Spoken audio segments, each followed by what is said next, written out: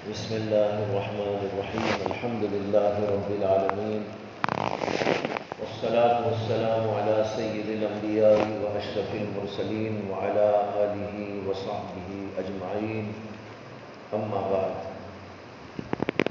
فأعوذ بالله من الشيطان الرجيم بسم الله الرحمن الرحيم والذين جاهدوا فينا لنهدينهم سبلنا وقال تعالى وجاهدهم به جهادا كبيرا صدق اللہ مولانا العظیم۔ اس سے پہلے مجلس کے اندر آپ کے سامنے یہ عرض کیا تھا کہ ایک ہوتی ہے صورت اور ایک ہوتی ہے سیرت۔ انسان یہ چاہتا ہے کہ صورت کے اعتبار سے میں اچھا بنوں، اچھا رہوں، خوبصورت لگوں، اگرچہ کہ وہ غیر اختیاری چیز ہوتی ہے، لیکن جہاں تک اس کا اختیار چلتا ہے اس حد تک وہ کوشش کرتا ہے اپنے آپ کو بنانے اور سنوارنے کی۔ اور رہی سیرت کے بارے میں یہ عرض کر چکا ہوں کہ سیرت کا خوبصورت اور حسین و جمیل بنانا یہ اختیاری چیز ہے، غیر اختیاری نہیں ہے۔ صورت بنانا غیر اختیاری ہے، سیرت بنانا اختیاری ہے، اور اسی لیے حکم دیا گیا ہے کہ ہم اپنی سیرت کو اچھی بنائیں، بہتر بنائیں، اس کے اندر کی خامیوں اور برائیوں اور اس کے اندر کے نقائص اور عیوب کو دور کرے اور اسے بہتر سے بہتر چیزوں سے آراستہ پیراستہ کرے۔ انسان اس کا مکلف کیا گیا ہے، اور اسی وجہ سے اسے حکم دیا گیا ہے کہ وہ مجاہدہ کرے، اس لیے کہ جب تک مجاہدہ نہیں ہوتا اس وقت تک یہ چیز حاصل نہیں ہو سکتی۔ انسان کو مجاہدہ کرنا پڑے گا اپنی سیرت کو بنانے کے لیے۔ جیسے دنیا میں بھی ہم بہت سی چیزیں بنانا چاہتے ہیں تو مجاہدہ درکار ہے۔ کپڑے آپ بنانا چاہیں تو بغیر مجاہدے بیٹھے بیٹھے کپڑے کہاں بن جاتے ہیں؟ آپ بہترین کھانا تیار کرنا چاہیں تو بیٹھے بیٹھے کھانا پک کر کیسے آ سکتا ہے؟ اس کے لیے محنت چاہیے، مجاہدہ چاہیے، توجہ چاہیے، دھیان چاہیے، اسباب اختیار کرنا چاہیے، اس کے وسائل و ذرائع کو پیدا کرنا چاہیے، تب جا کر انسان ان ظاہری چیزوں کے اندر بھی کامیابی حاصل کرتا ہے۔ بالکل یہی اصول اللہ نے وہاں بھی رکھا ہے کہ تم اپنی سیرت کو بہتر اور اچھی اور خوبصورت بنانا چاہتے ہو، اس کے لیے مجاہدہ کرو، جو چیزیں درکار ہیں وہ اختیار کرو، جن وسائل کی ضرورت ہے ان کو اختیار کرو، اور جس طرح نفس کو کچل کر مار کر برائیوں کو اس سے نکالنا چاہیے، اور پھر جس طرح اسے خوبیوں سے آراستہ پیراستہ کرنا چاہیے، اس کے لیے مجاہدہ کرو۔ اسی کا نام ہے مجاہدہ۔ لیکن عام طور پر لوگ مجاہدہ نہیں کرتے، صرف سنتے ہیں یا پڑھتے ہیں۔ صرف سننے اور پڑھنے سے انسان ٹھیک ہو جاتا ہے؟ تو میں سمجھتا ہوں کہ اس وقت تو پوری دنیا جنید بغدادی ہو جاتی ہے۔ اس سے کہ آج اتنا سن رہے ہیں، اتنا سن رہے ہیں، اتنا سن رہے ہیں، اور اتنا پڑھ رہے ہیں، اتنا پڑھ رہے ہیں۔ حضرت مولانا قاری محمد طیب صاحب رحمۃ اللہ علیہ فرمایا کرتے تھے، یہ زمانہ لٹریچر کا زمانہ ہے، اور یہ بھی فرمایا کہ آدمی نہ بھی پڑھنا چاہے تو خواہ ہی اس کے سامنے کچھ آ جاتا ہے، نہ بھی پڑھنا چاہے خواہ آ جاتا ہے اور کچھ نہ کچھ پڑھتا ہے۔ یہ تو حضرت نے اپنے دور میں فرمایا تھا جب یہ واٹس ایپ کچھ نہیں تھا۔ ایک صاحب ہیں، مولانا حافظ صاحب ہیں، وہ ان کی بات یاد آ گئی واٹس ایپ پر ایک صاحب نے ان سے پوچھا بھائی آپ کو کچھ میں بھیجنا چاہتا ہوں آپ کے پاس واٹس ایپ ہے؟ انہوں نے کہا الحمدللہ میرا فون تو پاک صاف ہے میرا فون تو پاک صاف ہے.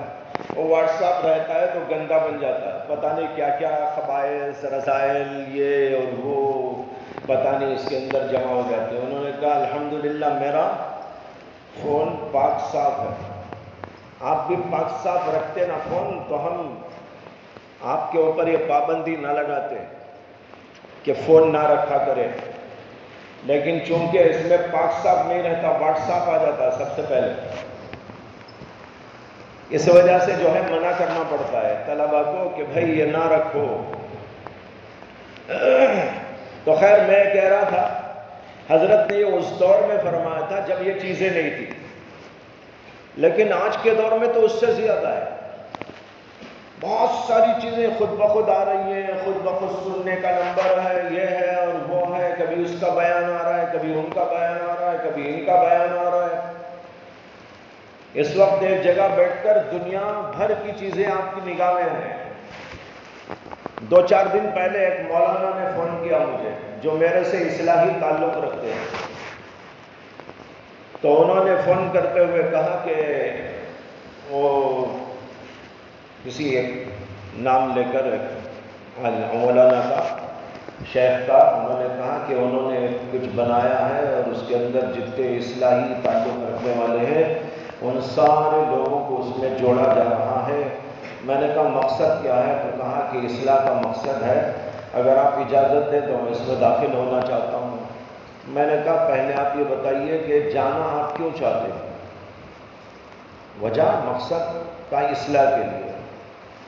میں نے کہا اگر اس طرح واٹس ایپ میں داخل ہو کر اصلاح ہو سکتی تھی تو پوری دنیا اس وقت جنید بغدادی نہیں ابو بکر صدیق بن جاتی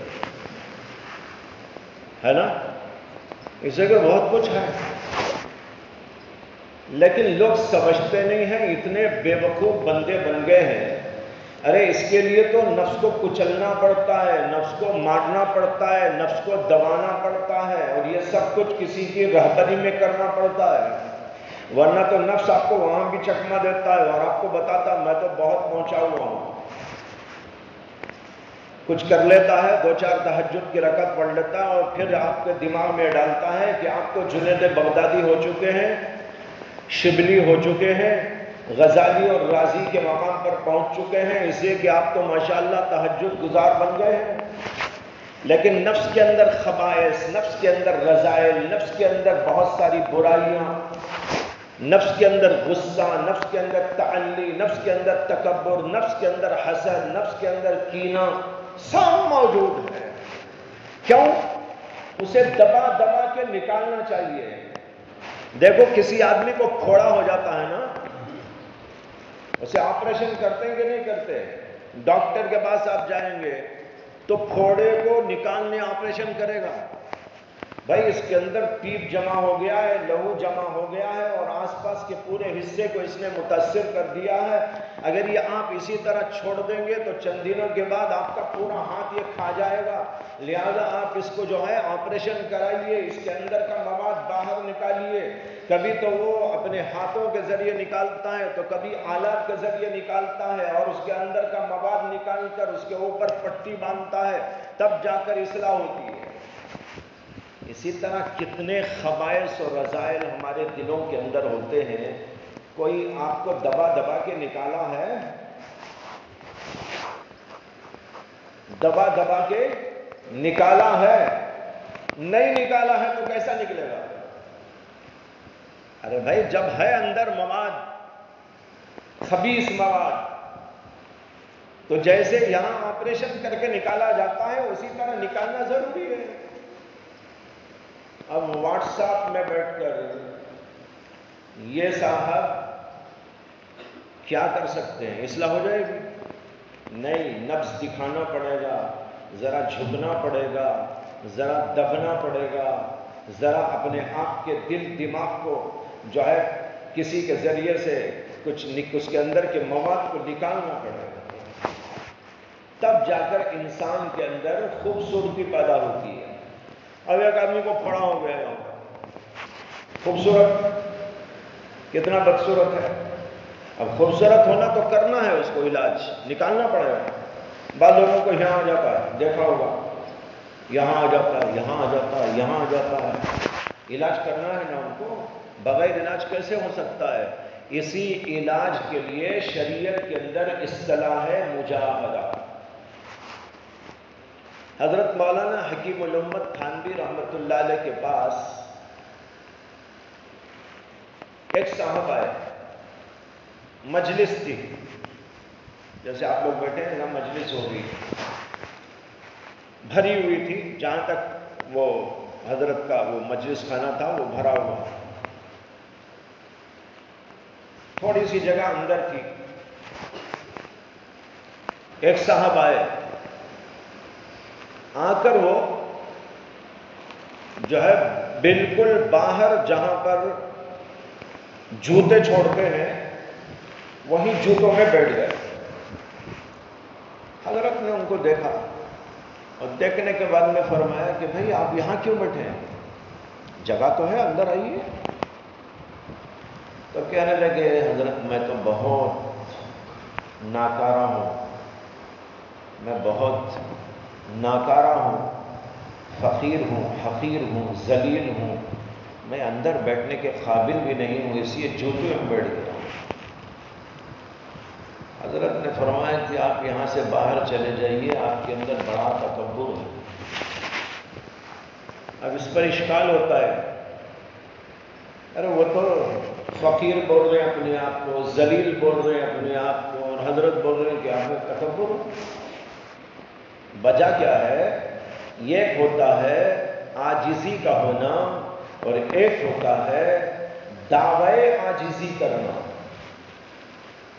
عاجزی واقعی تواضع ہے، مطلوب ہے، محمود عند اللہ ہے، لیکن دعوی عاجزی عین تکبر ہے. فرق سمجھ میں آیا نہیں آیا؟ ایک ہے عاجزی اور ایک ہے دعوی عاجزی. ارے عاجزی کا دعویٰ کرنا تو کیا ہے؟ تکبر ہے. یہ حضرت نے سمجھا، اس لیے ان کے بعد یہ بات فرمائی. اب ان کو نکالا جو گیا، وہ نکالنے کی وجہ کیا تھی؟ اصلاح. اصلاح کے لیے نکالا. یہ ہے اندر سے دبا کے نکالنا. اس کی مثال دے رہا ہوں. اب ان کا کیسا نکلا ہوگا؟ اندر سے دب دب کے نکلا ہوگا، تب جا کے.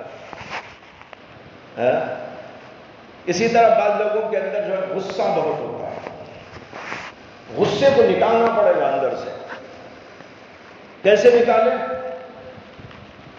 نکالیں گے اس وقت میں جب 4 تھپڑ لگیں گے. 4 تھپڑ لگیں گے. کسی سے تھپڑ لگانے کے لیے تیار ہو، سمجھو اصلاح ہو سکتی ہے. اگر تھپڑ لگانے کے لیے تیار نہیں ہے تو وہ تو اندر بیماری پلتی رہے گی، اندر بڑھتی رہے گی، وہ نکلنے والی نہیں ہے. اس لیے کبھی استاد تھپڑ لگاتا ہے نا، طلبہ کو سمجھنا چاہیے کہ میرے دماغ کا خناس نکالا جا رہا ہے.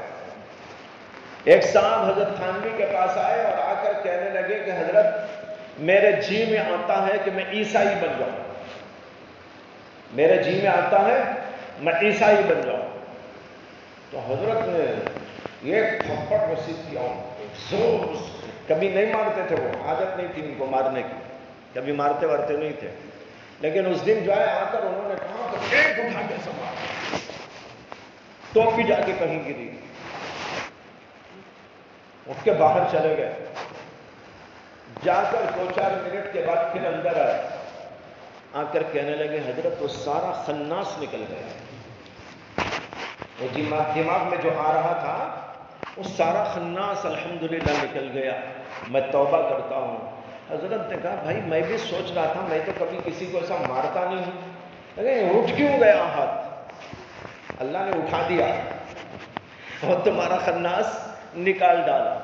میں مثال اس بات کے دے رہا ہوں کہ مجاہدہ چاہیے آدمی کو. جب نفس کو بنانا ہے، سنوارنا ہے، اصلاح کرنا ہے، تو کبھی کبھی جیسے ڈاکٹر آپریشن کرتا ہے، ہاں کبھی دبا دبا کے اندر کے مادے کو نکالتا ہے، یا کبھی کبھی کڑوی کڑوی گولیاں دیتا ہے، اور کبھی انجیکشن لگا دیتا ہے، یا کبھی کھانے پہ پابندی لگا دیتا ہے، آپ میٹھا نہیں کھانا ہے، آپ یہ نہیں کھانا ہے، آپ چکنا نہیں کھانا ہے۔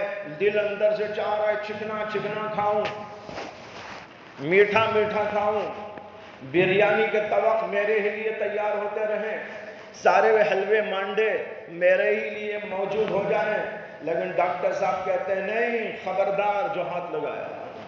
اب مجاہدہ ہو رہا ہے کہ نہیں ہو رہا ہے؟ اب مجاہدہ ہو رہا ہے، جی چاہ رہا ہے نہیں کھانا ہے، جی چاہ رہا ہے نہیں پینا ہے، جی چاہ رہا ہے کہ بچنا ہے۔ بالکل اسی طریقے پر یہاں بھی مجاہدہ کرنا پڑتا ہے، نفس کو ہم ٹھیک کریں، اس کو خوبصورت بنائیں، اپنی سیرت کو بہتر بنائیں، تو کبھی کہنے والا آپ کو کہے گا ہرگز یہاں آنکھ نہ اٹھاؤ، ہرگز یہاں پر یہ چیز استعمال نہ کرو، اپنے کانوں کی یہاں حفاظت کرو، یہاں اپنے دماغ کو یوں کنٹرول میں رکھو، اپنے ہاتھوں اور پیروں کو یوں کنٹرول میں رکھو، اور اپنے غصے کو یوں کنٹرول میں رکھو، زبان کنٹرول ایسا کہ اگر غصہ بھی آئے زبان ہرگز نہ کھولنا۔ اب آدمی ان چیزوں پر کنٹرول کرتا ہے، بچتا ہے، اندر سے وہ پیپ اور لہو نکلتا ہے، نکل کر انسان ٹھیک ٹھاک ہو جاتا ہے۔ اگر نہیں، وہ اندر ہی اندر رہتا ہے، اندر ہی اندر بڑھتا بھی ہے۔ اسے کہ آپ کوئی بیماری کو اندر چھوڑ دیں گے تو کیا یوں ہی رہے گی؟ بڑھے گی، بڑھے گی، بڑھتے بڑھتے کبھی پھوٹے گی، باہر آئے گی۔ چند دن پہلے بھی میں نے آپ سے ایک جملہ کہا تھا، کبھی کبھی کسی پریشر سے کچھ بیماریاں دبی رہتی ہیں، لیکن جب پریشر ہٹ جاتا ہے تو وہ پھٹ کے سامنے آ جاتی ہیں۔ یہاں پر رہنے والے طلباء کو بھی یہ سوچ لینا چاہیے کہ کبھی کبھی برائیوں کا ہم اندر اندر پالتے رہے، برائیوں کا ہم نے علاج نہ کیا، خبائث کا علاج نہ کیا، اپنی شہوت کا علاج نہ کیا، اپنے غصے کا علاج نہ کیا، اپنی تعلیوں کا علاج نہ کیا، یہ اندر اندر رہتے ہیں، لیکن کچھ پریشر کی وجہ سے نظر نہیں آتے۔ پریشر کیا؟ او بھئی محتمم صاحب ہیں، او استاد صاحب ہیں، او فلاں بڑے صاحب ہیں، ارے ماحول ایسا ہے، اندر اندر دب کے ہے، نکلا کچھ نہیں ہے، خالی اندر دب گیا ہے، ماحول کے اثر سے یا کسی محتمم کے اثر سے یا کسی استادوں کے اثر سے دبا ہوا اندر موجود ہے۔ لیکن جو ہی کبھی یہ سارے پریشر ہٹ جائیں گے اور آپ باہر تشریف لے جائیں گے، اب وہاں نہ محتمم کا پریشر ہے، نہ استاد کا پریشر ہے، نہ مدرسے کا پریشر ہے، نہ قانون کا پریشر ہے، نہ کسی اور چیز کا پریشر ہے، وہ اندر دبے ہوئے جتنے بھی ہیں وہ سارے خبائث اچھل اچھل کے باہر آتے ہیں۔ بہت خطرناک بات ہے۔ اس لیے یہاں رہتے ہوئے اپنی اصلاح کی فکر کرو، اپنے آپ کو کیا بناؤ؟ خوب سیرت۔ اب یہ تو میں اتنا ہی کہہ سکتا ہوں اس مجلس کے اندر کہ اپنے آپ کو بنانے کے لیے کچھ کرنا پڑے گا، لیکن کرنا کیا پڑے گا وہ تو بھائی ڈاکٹر کو ہاتھ دکھانے کے بعد ہی معلوم ہوگا۔ ڈاکٹر صاحب کیا ہاسپٹل میں گئے تو تقریر کرے تو علاج ہو جائے گا؟ ایک صاحب جو ہے ہاسپٹل کو چلے گئے بیماروں کو لے کر، ایک 50 بیماروں کا مجمع، ان کو ہارٹ ٹربل ہے، ان کو پیٹ ٹربل ہے، ان کو آنکھ ٹربل ہے، ان کو دانت ٹربل ہے، ان کو پیٹ ٹربل ہے، پورے ٹربل والے وہاں چلے گئے۔ تو ڈاکٹر صاحب نے دیکھا انہوں نے ایک تقریر کی، زبردست تقریر، بیماریاں کیا ہوتی ہیں، اس کے اسباب کیا ہوتے ہیں، کیسا پیدا ہوتی ہیں، اور جو ہے کون سی بیماری کن کن لوگوں کو آتی ہے، کن کن چیزوں سے آتی ہے، اور جو ہے مالداروں کی بیماریاں کیا ہیں، غریبوں کی بیماریاں، یہ بھی ہے نا، غریبوں کی الگ بیماریاں ہوتی ہیں، مالداروں کی بیماریاں الگ ڈیزائن کی ہوتی ہیں، یہ ہیں وہ ہیں، اس کے اسباب یہ ہیں، اس کے یہ ہیں، سب بیان کر دیا، اور 50 بیمار خوش ہو کر نکل گئے، الحمدللہ ہمارا علاج ہو گیا۔ ہو گیا علاج؟ ارے بھائی ڈاکٹر نے تو تقریر کی ہے، علاج تھوڑا ہی کیا ہے۔ اس کے بعد علاج کرانا پڑے گا. اس لیے اپنے علاج کی فکر کیا کرو. فکر دلانے کے لیے باتیں عرض کی جا رہی ہیں. اللہ مجھے بھی آپ کو بھی توفیق عطا فرمائے اور سمجھداری عطا فرمائے. آج اتنی بے سمجھی ہے کہ ان سب چیزوں کو سمجھ رہے ہیں کچھ نہیں ہے. ہم تو ماشاءاللہ قرآن پڑھ رہے ہیں, حدیث پڑھ رہے ہیں, فقہ پڑھ رہے ہیں. ارے بھائی فقہ اور قرآن اور حدیث کا خلاصہ تو وہی ہے جو میں عرض کر رہا ہوں. یہ تو اس کا نچوڑ ہے, یہ اس کا لب لباب ہے. یہ لب لباب حاصل نہ کیا, پورا قرآن پڑھ لیا تو فائدہ کیا ہوگا؟ آپ نے وہ نہ کیا جو قرآن چاہتا ہے, وہ نہ کیا جو حدیث چاہتی ہے, اپنے آپ کو مریض سمجھ کر علاج نہ کیا, نتیجہ کیا ہوگا؟ اس کے اوپر غور کرو. قرآن کے اندر اس کے بھی بہت سے دلائل آپ کو ملیں گے. بیمار جو بیمار ہی رہ کر چلا جائے, کیا علاج اللہ نے اس کے بارے میں بتایا ہے؟ اس کے لیے تو جہنم بتائی گئی. اللہ ہم سب کو توفیق عطا فرمائے. وآخر دعوانا الحمدللہ رب العالمین.